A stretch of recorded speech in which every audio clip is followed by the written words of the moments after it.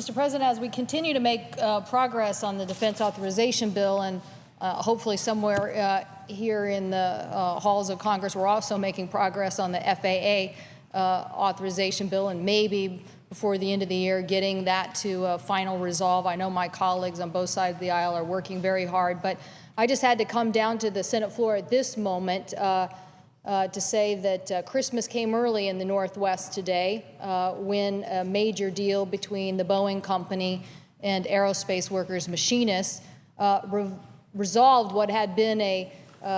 conflict in the past on how to work together. A new relationship of working together on incentives and efficiency and performance has resulted in the Boeing company making a decision to build the next generation 737 MAX plane in the Pacific Northwest. That is great news for aerospace workers in Puget Sound. It means that there are going to be a skill set of building fuel-efficient planes for many, many years to come. But it is a great testament to both the company and the workers who, a year ago, you probably heard more about the NLRB issue, and now what you're hearing about is an agreement on a multi-year contract that is going to get these workers jobs in building planes on the next generation technology. This is very, very big and important news, not just for the Pacific Northwest, but for the country, because it means that we can come together to resolve differences. I would hope the United States Senate might apply some of the same things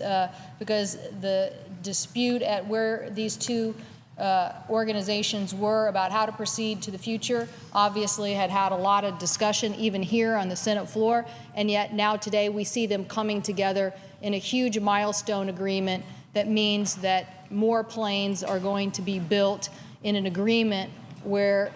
workers and the company are working together to improve performance and deliver these planes that many, many people want because they are so fuel efficient on time. So for the Northwest to have this kind of boost shot in the arm at this point in time is really, really important. I expect that as this agreement and the agreement details are seen by many people, they'll see that this really is a way forward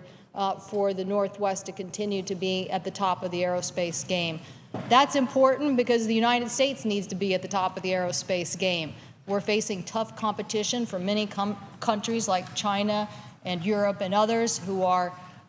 trying to lure a manufacturing base away from the United States. And what we see in the Northwest is not only do you have a company like Boeing, but you have a supply chain of many, many suppliers that are also working to make aerospace manufacturing in the United States one of the key industries that the United States is world premier in. So I just want to say congratulations to both the company and to the Machinists and to the Machinists International for their hard work on inking this deal. I hope that it will